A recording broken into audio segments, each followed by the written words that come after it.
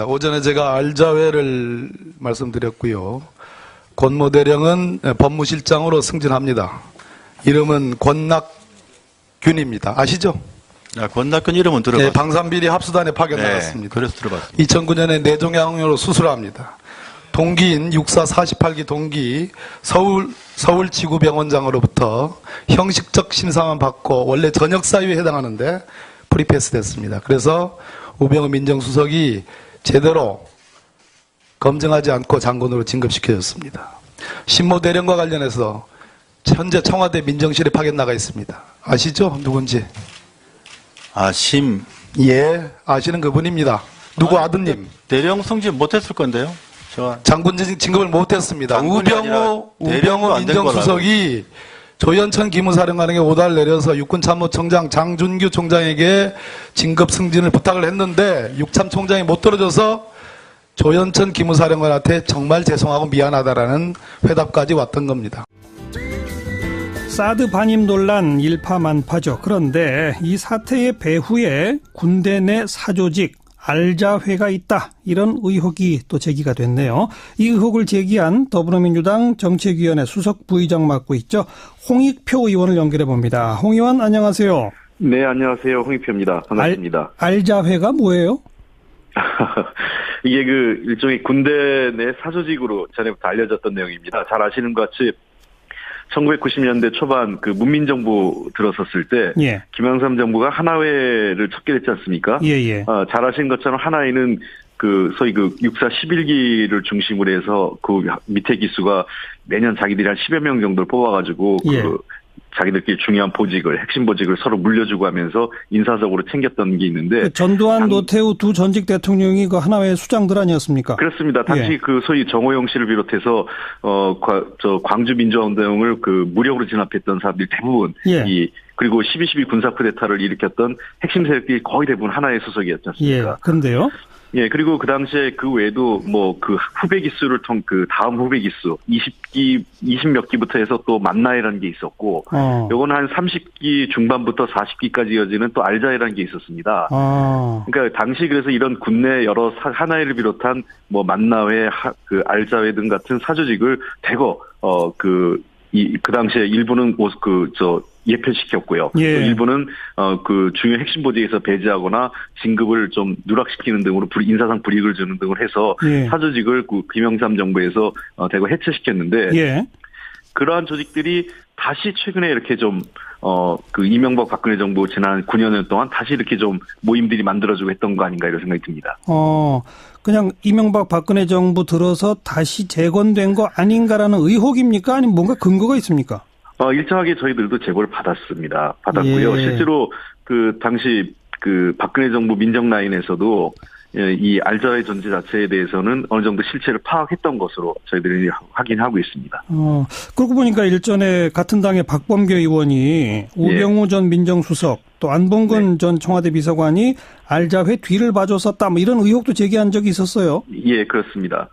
그것도 다 연결되는 똑같은 겁니까? 네, 그런 문제를 포괄해서, 그러니까 여러 가지 지금 이런 소위 우병우 전 민정수석과 관련설, 그 다음에 이 사람들이 소위 사조직을 통해서 중요한 핵심 보직, 예를 들면 잘 아시는 것처럼 정부 부처 내에서는 요직이 있어요. 예. 어떤 자리에 가면 반드시 승진하고 다음에 좋은 데로 간다 하는 그런 중요한 보직이 있고, 또 군대 같은 경우는 사단장이 매우 중요한데, 이 사단장도 사실은 중요한 사단이 있습니다.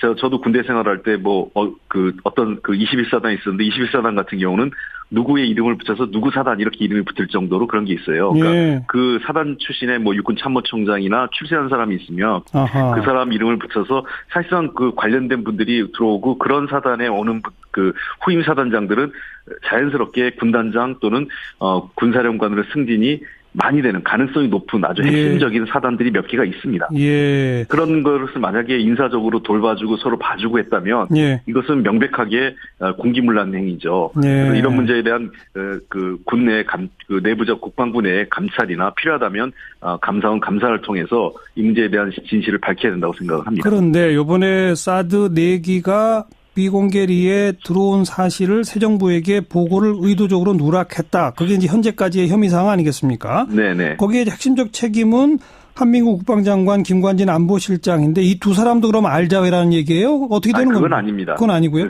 그분들은 아마 기수가 다르기 때문에 그런 대상은 아니고요. 예. 제가 오늘 말씀드렸던 거는 이러한 문제들이 왜 발생했을까 근본 원인이 뭐냐면 세 가지 원인을 지적을 했습니다. 첫 번째는 국내 어떤 이 안보의 특성을 강조해서 비밀주의를 강조하거나 그로 인해서 이 법적 절차를 무시하는 경향성이 이런 사드 과정에서의 보고 누락을 자초했다고 보는 거고요. 예, 예. 두 번째는 아시다시피 군에 대한 민주적 통제, 문민 통제는 어느 국가도 매우 중요한 과제로 갖고 있습니다. 군이 물리력을 갖고 있는 고도의 전문화된 집단이기 때문에 예. 어떻게 문민 통제를 하느냐 하는데 이 문민 통제가 최근 들어서 매우 취약해진 게 아닌가 하는 우려를 갖고 있는 거고요. 예.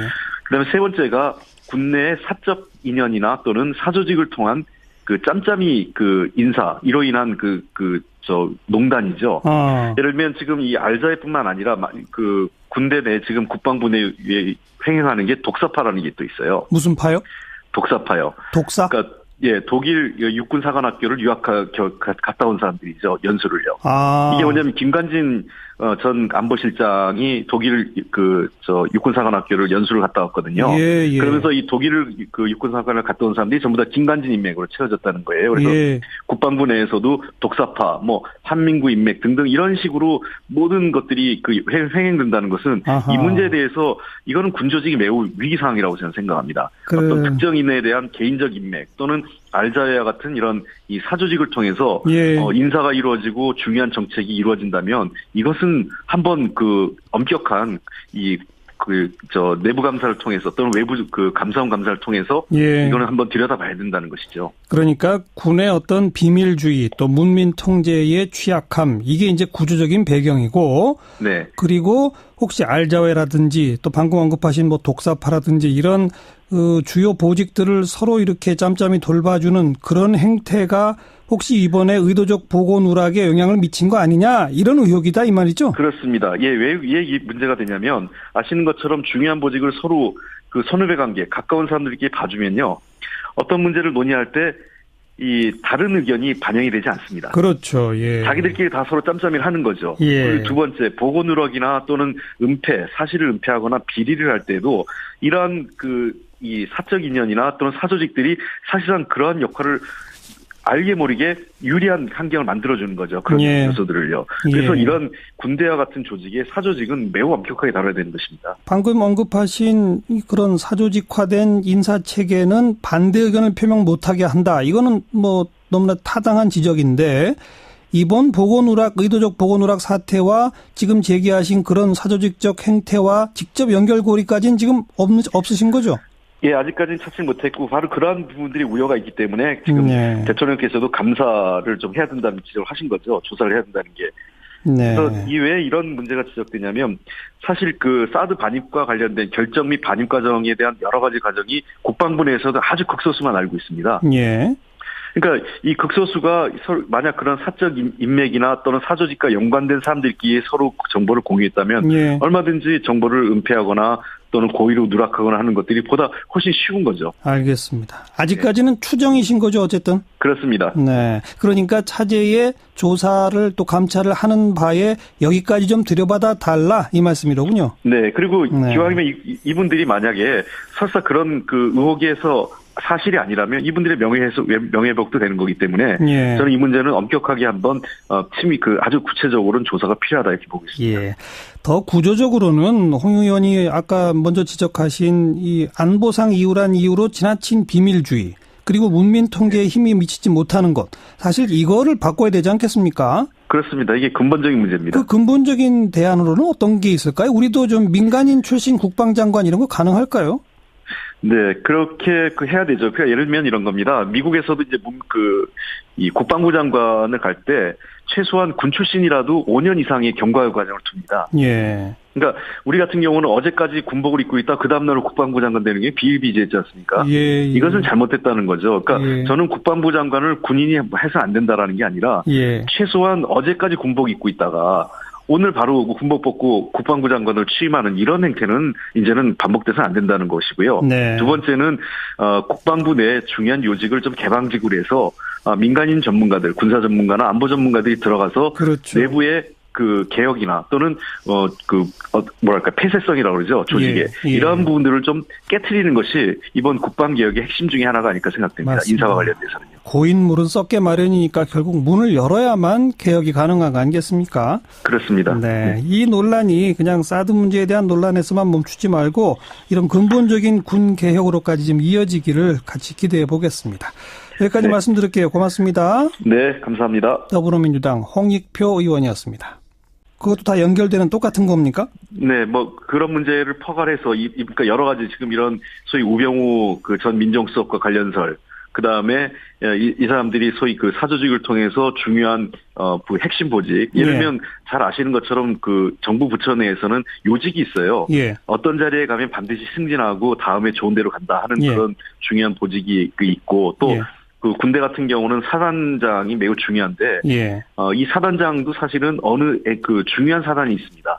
뭐 저도 군대 생활할 때 어떤 그 21사단이 있었는데 21사단 같은 경우는 누구의 이름을 붙여서 누구 사단 이렇게 이름이 붙을 정도로 그런 게 있어요. 그러니까 그 사단 출신의 뭐 육군 참모총장이나 출세한 사람이 있으면 그 사람 이름을 붙여서 사실상 그 관련된 분들이 들어오고 그런 사단에 오는 그 후임 사단장 만약에 오달 내려서 육군 참모총장 장준규 총장에게 진급 승진을 부탁을 했는데 육참 총장이 못 들어줘서 조현천 기무사령관한테 정말 죄송하고 미안하다라는 회답까지 왔던 겁니다. 사드 반입 논란 일파만파죠. 그런데 이 사태의 배후에 군대 내 사조직 알자회가 있다. 이런 의혹이 또 제기가 됐네요. 이 의혹을 제기한 더불어민주당 정책위원회 수석 부의장 맡고 있죠.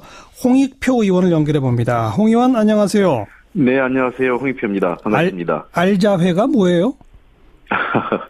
이게 그 일종의 군대 내 사조직으로 전에부터 알려졌던 내용입니다. 잘 아시는 것 같이 1990년대 초반 그 문민정부 들어섰을 때 김영삼 정부가 하나회를 척게 됐지 않습니까? 잘 아시는 것처럼 하나회는 그 소위 그 육사시 일부는 그 중요 핵심 보직에서 배제하거나 진급을 좀 누락시키는 등으로 인사상 불이익을 주는 등을 해서 사조직을 그 김영삼 정부에서 대거 해체시켰는데 그러한 조직들이 다시 최근에 이렇게 그 이명박 박근혜 정부 지난 9년 동안 다시 이렇게 좀 모임들이 만들어지고 했던 거 아닌가 이런 생각이 듭니다. 그냥 이명박 박근혜 정부 들어서 다시 재건된 거 아닌가라는 의혹입니까? 아니면 뭔가 근거가 있습니까? 일정하게 저희들도 제보를 받았고요. 실제로 그 당시 그 박근혜 정부 민정 라인에서도 이 알자회 존재 자체에 대해서는 어느 정도 실체를 파악했던 것으로 저희들이 확인하고 있습니다. 그러고 보니까 일전에 같은 당의 박범계 의원이 우병우 전 민정수석 또 안봉근 전 청와대 비서관이 알자회 뒤를 봐줬었다 뭐 이런 의혹도 제기한 적이 있었어요. 예, 그렇습니다. 오전에 제가 알자회를 말씀드렸고요. 권모 대령은 법무실장으로 승진합니다. 이름은 권낙균입니다. 아시죠? 권낙균 이름은 들어봤습니다. 네, 방산비리 합수단에 파견 나갔습니다. 그래서 들어봤습니다. 2009년에 뇌종양으로 수술합니다. 동기인 육사 48기 동기 서울지구병원장으로부터 형식적 심사만 받고 원래 전역사유에 해당하는데 프리패스 됐습니다. 그래서 우병우 민정수석이 제대로 검증하지 않고 장군으로 진급시켜졌습니다. 신모 대령과 관련해서 현재 청와대 민정실에 파견 나가 있습니다. 아시죠? 누군지? 예, 아시는 그분입니다. 누구 아드님? 대령 승진 못했을 건데요.